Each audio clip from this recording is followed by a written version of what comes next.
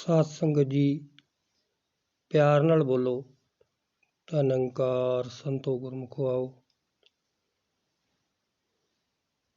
ਅਵਤਾਰ ਬਾਣੀ ਦਾ ਇੱਕ ਸ਼ਬਦ ਨਿਰੰਕਾਰ ਦੀ ਮਹਿਮਾ ਬਾਰੇ। ਨਾਮ ਦੇ ਤੁਲ ਕੁਝ ਹੋਰ ਨਹੀਂ ਤੁਲਦਾ, ਨਾਮ ਦੀ ਹੀ ਵਡਿਆਈ ਹੈ। ਬੇਅੰਤ ਅਥਾਹ ਅਗੋਚਰ ਰਚਨਾ, ਜਿਹਨੇ ਬਣਾਈ ਰਚਾਈ ਹੈ। ਕਣ ਕਣ ਅੰਦਰ ਨਾਮ ਦਾ ਵਾਸਾ, ਨਾਮ ਬਿਨਾ ਨਾ ਰਾਈਏ। ਦਿਸਦੀ ਤੇ ਅਣਦਿਸਦੀ ਦੁਨੀਆ ਨਾਮ ਦੇ ਵਿੱਚ ਸਮਾਈ ਹੈ। ਸੂਰਜ ਚੰਨ ਤਾਰਿਆਂ ਅੰਦਰ ਨਾਮ ਦੀ ਹੀ ਰੁਸ਼ਨਾਈ ਏ। ਆਉਣ ਜਾਣ ਦੀ ਇਸ ਜਗ ਅੰਦਰ ਨਾਮ ਨੇ ਖੇਡ ਬਣਾਈ ਏ। ਆਪੇ ਗੁਪਤ ਤੇ ਆਪੇ ਜ਼ਾਹਿਰ ਦੁਨੀਆ ਕਾਰੇ ਲਾਈ ਏ। ਰੰਗ ਬਰੰਗੇ ਮਾਇਆ ਦੇ ਇੱਕ ਜਾਲ 'ਚ ਦੁਨੀਆ ਫਾਹੀ ਏ। ਉੱਚਾ ਸੁੱਚਾ ਤੇ ਵਡਭਾਗੀ ਜਿਹਨੇ ਤੈਨੂੰ ਪਛਾਤਾ ਏ। ਕਹੇ ਅਵਤਾਰੇ ਨਾਮ ਵਹਾਉਣਾ ਅੰਨਾ ਜਗ ਦਾ ਖਾਤਾ ਏ। ਸੰਤੋ ਗੁਰਮੁਖੋ, ਸੋਚਣ ਵਾਲੀ ਵਿਚਾਰਨ ਵਾਲੀ ਗੱਲ। ਆਪ ਸੰਤਾਂ ਮਹਾਤਮਾ ਨੇ ਪਿਛਲੇ 4 ਦਿਨ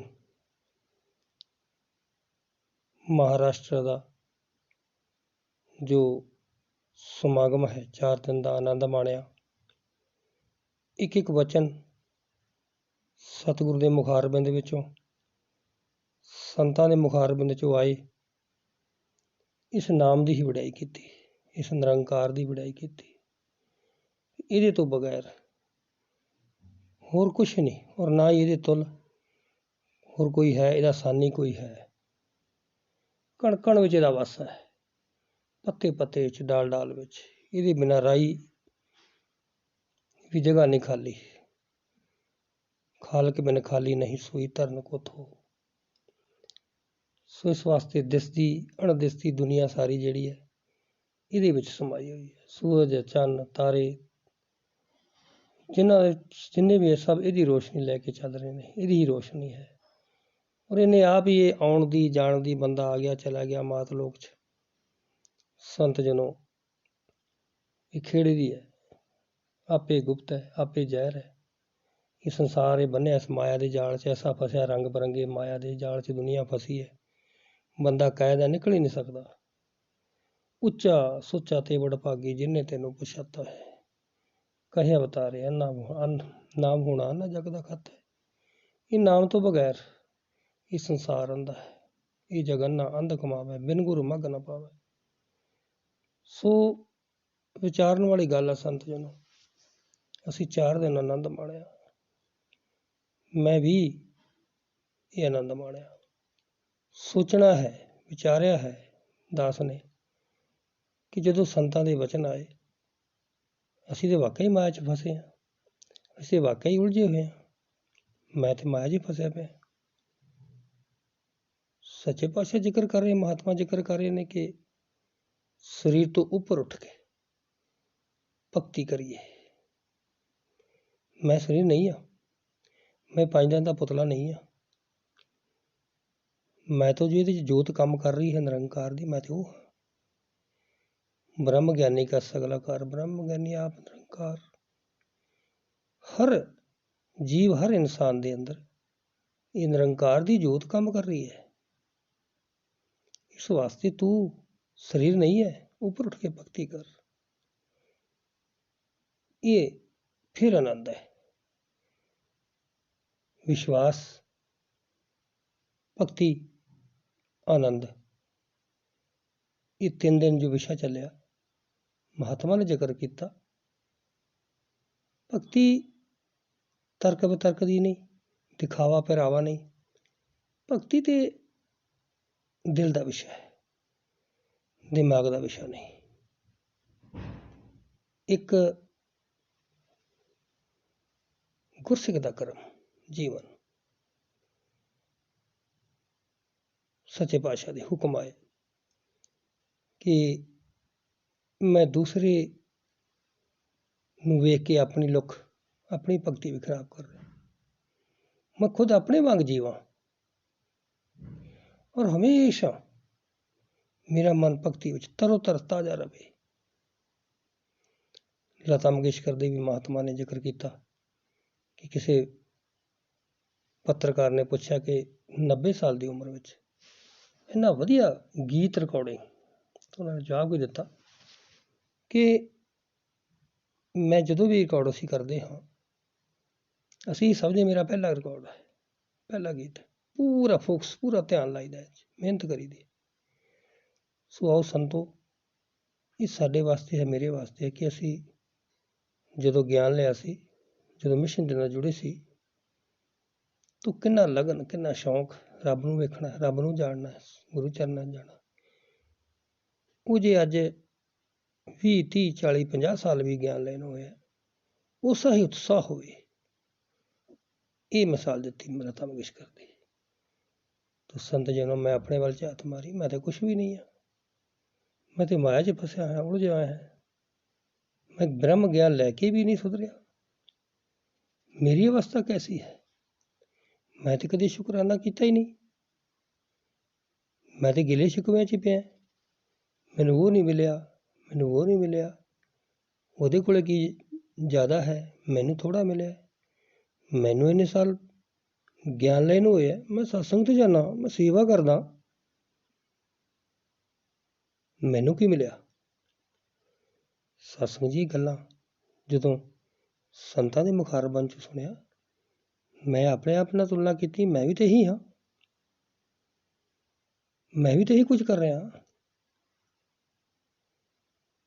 ਮੈਂ ਤਾਂ ਕਦੇ ਸ਼ੁਕਰਾਨਾ ਕੀਤਾ ਨਹੀਂ। ਸੱਚੇ ਪਾਤਸ਼ਾਹ ਤਾਂ ਇਹ ਜ਼ਿਕਰ ਕਰਦੇ ਕਿ ਅਸੀਂ ਹਰ ਵੇਲੇ ਸ਼ੁਕਰਾਨਾ ਕਰਨਾ ਹੈ। ਸਾਡੀ ਭਗਤੀ ਦੀ ਇੱਕ ਰਸ ਹੋਣੀ ਚਾਹੀਦੀ ਹੈ। ਸਾਨੂੰ ਤਾਂ ਥੋੜ੍ਹਾ ਜਿਹਾ ਕੋਈ ਕੁਛ ਕਹਿ ਦੇ ਅਤੇ ਸਾਡਾ ਤਾਂ ਪਾਰਾ ਚੜ੍ਹ ਜਾਂਦਾ, ਅਵਸਥਾ ਹੀ ਖਤਮ ਹੋ ਜਾਂਦੀ ਹੈ। ਇਹ ਕੈਸੀ ਅਵਸਥਾ ਹੈ? ਇਹ ਮੇਰੀ ਕੈਸੀ ਅਵਸਥਾ ਹੈ? ਇਹ ਮੇਰਾ ਕੈਸਾ ਆਨੰਦ ਹੈ? ਸਤਸੰਗ ਜੀ, ਮੈਂ ਤੇ ਦੁੱਖ ਸੁੱਖਾਂ ਦੇ ਨਾਲ ਜੋੜ ਲਿਆ ਗਿਆਨ ਨੂੰ, ਔਰ ਮਾਇਆਪਤੀ ਤੋਂ ਦੂਰ ਹੋ ਗਿਆ, ਪ੍ਰਮਾਤਮਾ ਤੋਂ, ਨਿਰੰਕਾਰ ਤੋਂ ਦੂਰ ਹੋ ਗਿਆ। ਸੁੱਖ ਮੇਰੇ ਕੋਲ ਦੂਰ ਚਲੇ ਗਏ, ਹੰਕਾਰ ਆ ਗਿਆ ਮੈਨੂੰ, ਮੈਂ ਤੇ ਹੰਕਾਰ 'ਚ ਜੂਰ ਹਾਂ। ਮੈਂ ਤੇ ਆਪਣੇ ਆਪ ਨੂੰ ਗਵਾਇਆ ਨਹੀਂ। ਮਾਤਾ ਜੀ ਕਹਿੰਦੇ ਆਪਣੇ ਆਪ ਨੂੰ ਗਵਾਉਣਾ, ਸੇਵਾ ਸਿਮਰਨ ਸਤਸੰਗ ਕਰਨੀ ਹੈ, ਕਦੇ ਮਾਣ ਨਾ ਆ ਜਾਏ, ਹੰਕਾਰ ਨਾ ਆ ਜਾਏ, ਨਿਰੰਕਾਰ ਨਾਲ ਜੁੜਨਾ, ਫਿਰ ਆਨੰਦ ਆਉਣਾ। ਮੈਂ ਤਾਂ ਸੰਸਾਰ ਵਾਲੀ ਭਗਤੀ ਕਰ ਰਿਹਾ, ਮੇਰੇ 'ਚ ਤਾਂ ਮਾਣ ਆ ਰਿਹਾ, ਮੇਰੇ 'ਚ ਹੰਕਾਰ ਆ ਰਿਹਾ। ਮੈਂ ਤਾਂ ਸਤਸੰਗ ਰੋਜ਼ ਕਰਦਾ, ਮੈਂ ਤਾਂ ਰੋਜ਼ ਗੀਤ ਬੋਲਦਾ, ਮੈਂ ਤਾਂ ਸੇਵਾ ਕਰਦਾ, ਮੈਂ ਤੇ ਨਕਲ ਨਾਲ ਜੁੜਿਆ। ਬਾਬਾ ਜੀ, ਮਾਤਾ ਜੀ ਕੀ ਕਹਿ ਰਹੇ ਨੇ? ਮਾਤਾ ਜੀ ਕਹਿੰਦੇ ਅਸਲ ਨਾਲ ਜੁੜੋ, ਸੱਚੀ ਭਗਤੀ ਕਰੋ, ਅਸਲੀ ਭਗਤੀ ਕਰੋ, ਕੰਨ ਰਸ ਨਾ ਹੋਵੇ। ਮੈਂ ਤਾਂ ਇਹਨਾਂ ਕੰਮਾਂ 'ਚ ਫਸ ਗਿਆ।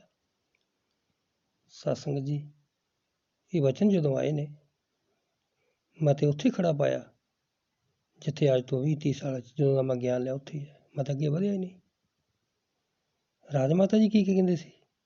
ਮਹਾਤਮਾ ਨੇ ਜ਼ਿਕਰ ਕਰਿਆ, ਮਾਤਾ ਜੀ ਕਹਿੰਦੇ ਜੋ ਗੁਰਸਿੱਖ ਗੁਰਮਤਿ ਦੇ ਸਾਂਚੇ ਢਲ ਗਿਆ, ਉਹ ਸਭ ਨੂੰ ਚੰਗਾ ਲੱਗਦਾ ਹੈ, ਸਭ ਨੂੰ ਪਿਆਰਾ ਲੱਗਦਾ ਹੈ। ਅਤੇ ਫਿਰ ਮੈਂ ਕਿਵੇਂ ਚੰਗਾ ਲੱਗਾ? ਮੈਂ ਤਾਂ ਦੂਸਰਿਆਂ ਨੂੰ ਜੋ ਚੰਗੇ ਲੱਗਦੇ ਨੇ, ਜੋ ਗੁਰਮਤਿ ਸਾਂਚੇ 'ਚ ਢਲੇ ਹੈ, ਮੈਂ ਤਾਂ ਉਹਨਾਂ ਨੂੰ ਵੇਖ ਕੇ ਹੋਰ ਸੜਦਾ, ਜਲਨ ਕਰਦਾ, ਜਾਲਸੀ ਕਰਦਾ। ਚਾਨਣਾ ਸਾਹਿਬ ਜੀ ਨੇ ਵੀ ਜ਼ਿਕਰ ਕੀਤਾ ਨਾ, ਮੇਰਾ ਤਾਂ ਉਹ ਹਾਲ ਹੈ। ਇੱਕ ਬੱਚਾ ਰੋਜ਼ 9-10 ਵਜੇ ਉੱਠਦਾ ਹੈ, ਕਦੇ ਸਿਮਰਨ ਭਗਤੀ ਨਹੀਂ, ਸਤਸੰਗ 'ਤੇ ਨਹੀਂ ਜਾਣਾ। ਇਹ ਦਿਨ ਬਾਪ ਕਹਿੰਦਾ ਚਲੋ ਅੱਜ ਇਹਨੂੰ ਲੈ ਕੇ ਚੱਲਦੇ ਆ ਸਤਸੰਗ 'ਚ। ਉਠਾਇਆ ਧੱਕੇ ਨਾਲ, ਚਾਹ ਪਾਣੀ ਪਿਲਾ ਕੇ ਸਤਸੰਗ ਚੱਲ ਗਏ। ਸਤਸੰਗ ਕੀਤੀ, ਵਾਪਸ ਆਏ, ਇੱਕ ਘਰ ਅੱਗੋਂ ਗੁਜ਼ਰੇ, ਆਪ ਜੀ ਨੇ ਸੁਣਿਆ ਤੋ ਕੀ ਵੇਖਦੇ ਨੇ ਕਿ ਪਰਿਵਾਰ ਵਾਲੇ ਬੱਚੇ ਸੁੱਤੇ ਪਏ ਜੇ। ਤਾਂ ਬੱਚਾ ਕੀ ਕਹਿੰਦਾ, ਦੇਖ ਪਿਤਾ ਜੀ, ਇਹ ਅਜੇ ਤੱਕ ਸੁੱਤੇ ਪਏ ਹੈ, ਇਹਨਾਂ ਦਾ ਕੀ ਬਣੂ? ਸੰਤੋ, ਪਿਤਾ ਜੀ ਹੈਰਾਨ ਰਹਿ ਗਏ। ਕੀ ਕਹਿੰਦੇ ਹੈ ਕਿ ਬੱਚਾ, ਤੂੰ ਵੀ ਤਾਂ ਕੱਲ੍ਹ ਤੱਕ ਇਸੇ ਤੇਰਾ ਹਾਲ ਸੀ, ਤੇਰਾ ਵੀ ਤਾਂ ਕੱਲ੍ਹ ਤੱਕ ਇਹੀ ਹਾਲ ਸੀ।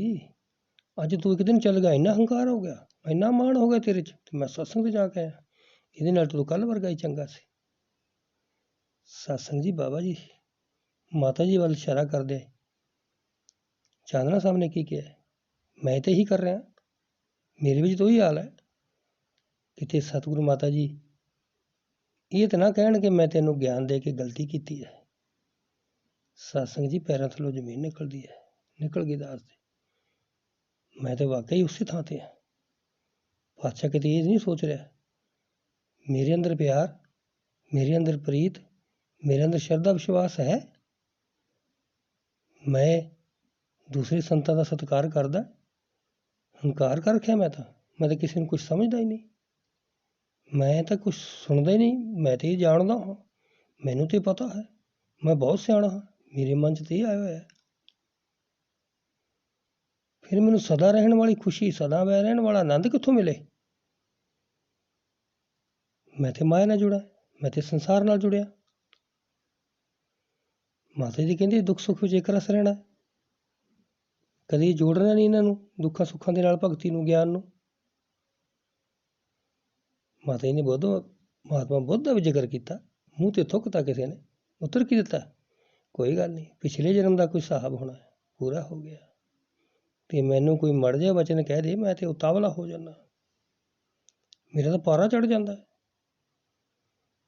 ਮਾਤਾ ਜੀ ਕਹਿੰਦੇ ਨੈਗੇਟਿਵ ਸੋਚ ਸੋਚਣੀ ਨਹੀਂ, ਪੋਜ਼ੀਟਿਵ ਸੋਚੀਏ।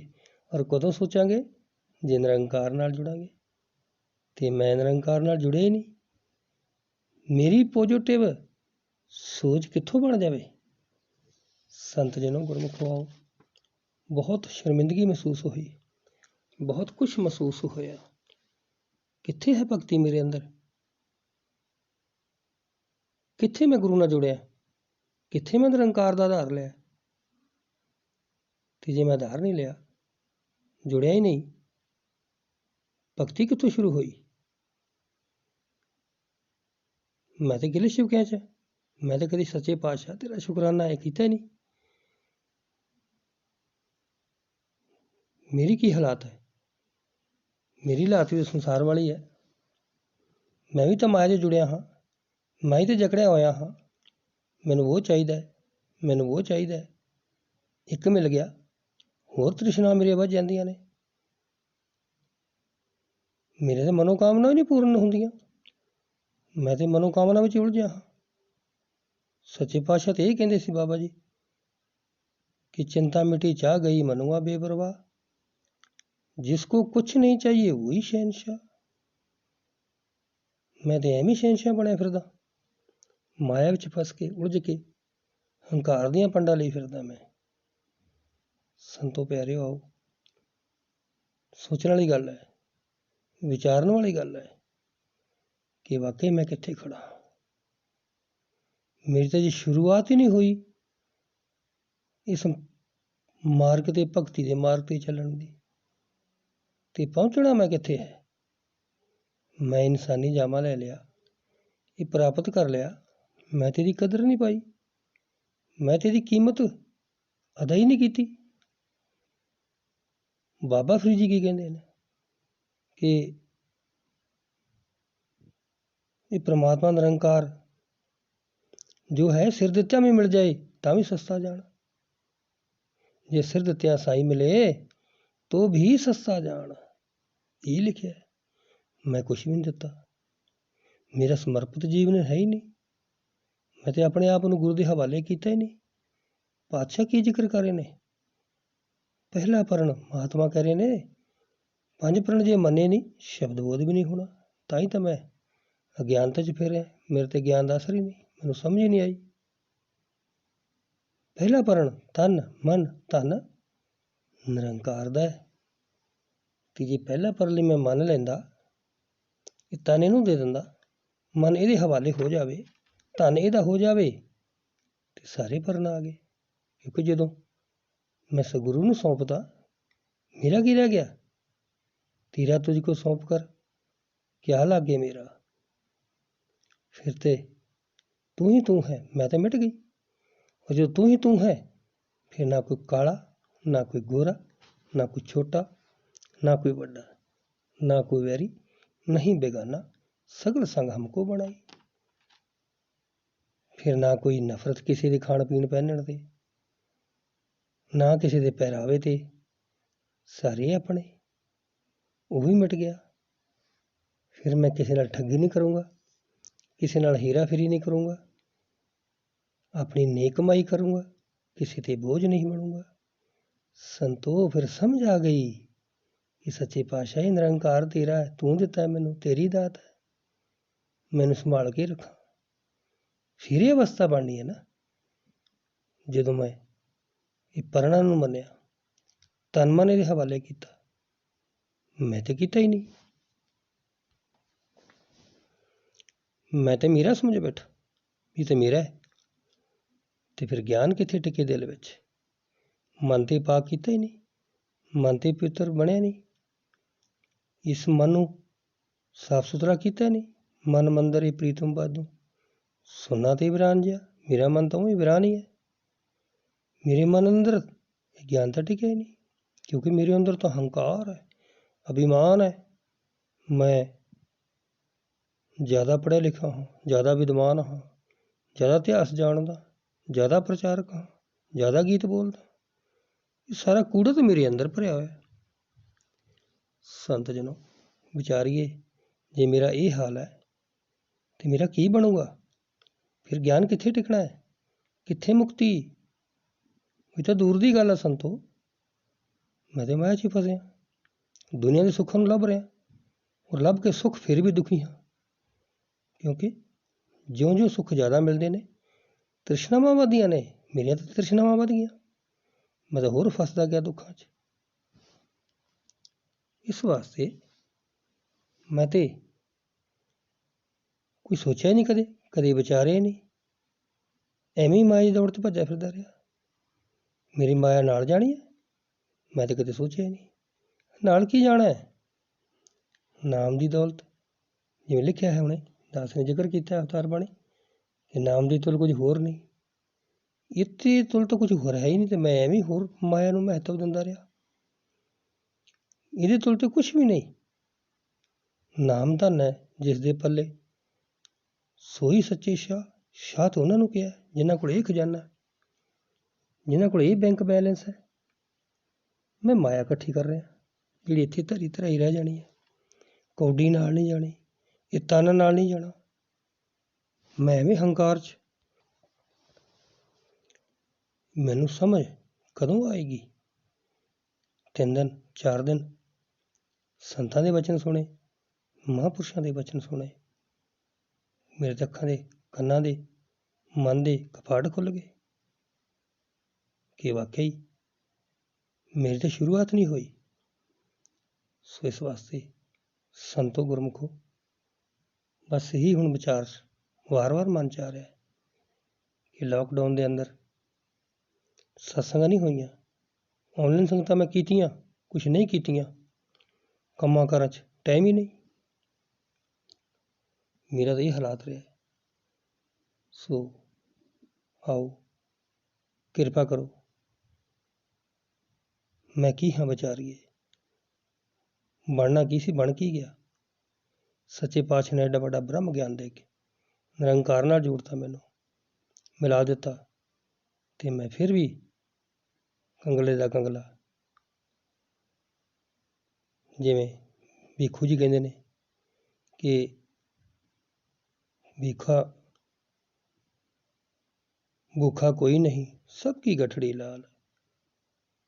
ਸਰਨੀ ਗਠੜੀ ਲਾਲ ਹੈ, ਗਾਂਠ ਖੋਲ ਦੇਖਤ ਨਹੀਂ, ਇਦ ਬਿਧ ਭਇਓ ਕੰਗਾਲ। ਮੈਂ ਤਾਂ ਗੰਢ ਹੀ ਨਹੀਂ ਖੋਲੀ, ਗਿਆਨ ਨਾਲ ਪਰਚੋਲ ਹੀ ਨਹੀਂ ਕੀਤੀ, ਸਮਝ 'ਚ ਹੀ ਨਹੀਂ ਆਇਆ। ਸੋ ਆਓ, ਸੰਤਾਂ ਨੇ ਇਹ 4 ਦਿਨਾਂ ਵਿੱਚ ਕੰਨ ਖੋਲ੍ਹ ਦਿੱਤੇ, ਕਪਾੜ ਖੋਲ੍ਹਤੇ। ਕੁਝ ਸਮਝ ਆਇਆ ਕਿ ਵਾਕਈ ਮੈਂ ਤਾਂ ਉੱਥੇ ਖੜਾ, ਮੈਂ ਤਾਂ ਪਿਆਰ ਦਾ ਪੁਜਾਰੀ ਬਣਨਾ ਹੈ, ਮੈਂ ਤਾਂ ਪਿਆਰ ਵੰਡਣਾ ਹੈ। ਮਾਤਾ ਜੀ ਨੇ ਲਾਸਟ ਦਿਨ ਕਿਹਾ ਫੁੱਲ ਬਣਨਾ, ਖੁਸ਼ਬੂਦਾਰ, ਸਾਰੇ ਸੰਸਾਰ ਨੂੰ ਮਹਿਕਾਉਣਾ ਹੈ। ਜਦੋਂ ਮੈਂ ਖੁਦ ਹੀ ਨਹੀਂ ਮਹਿਕਿਆ, ਕਿਸੇ ਨੂੰ ਕੀ ਮਹਿਕਾਵਾਂਗਾ। ਸੋ ਆਓ, ਮਨ ਨੂੰ ਝਟਕਾ ਲੱਗਾ, ਧੱਕਾ ਲੱਗਾ, ਸੱਚੇ ਪਾਤਸ਼ਾਹ ਬਖਸ਼ ਲੈ, ਬਖਸ਼ ਲੈ, ਬਖਸ਼ ਲੈ। ਅੱਗੇ ਤੋਂ ਮੈਂ ਸਤਸੰਗ 'ਚ ਨਿੱਤ ਜਾਵਾਂ, ਸੰਤਾਂ ਦੀ ਸੇਵਾ ਕਰਾਂ, ਤਨ ਮਨ ਧਨ ਨਾਲ ਸਿਮਰਨ ਕਰਾਂ, ਪਲ ਪਲ ਤੈਨੂੰ ਹਿਰਦੇ 'ਚ ਵਸਾਵਾਂ, ਤਾਂ ਜੋ ਮੈਂ ਇੰਨਾ ਪਿਛੜਿਆ ਹਾਂ ਦੁਬਾਰੇ ਸੰਭਲ ਪਾਵਾਂ, ਰਲ ਪਾਵਾਂ ਸੰਤਾਂ ਦੇ ਨਾਲ। ਇੱਕ ਇੱਕ ਗੁਰਸਿੱਖ ਦਾ ਸਤਿਕਾਰ ਕਰਾਂ, ਇੱਕ ਇੱਕ ਗੁਰਸਿੱਖ ਦਾ ਆਦਰ ਕਰਾਂ, ਸਭ ਦੇ ਨਾਲ ਮਿਲ ਕੇ ਰਹਾਂ।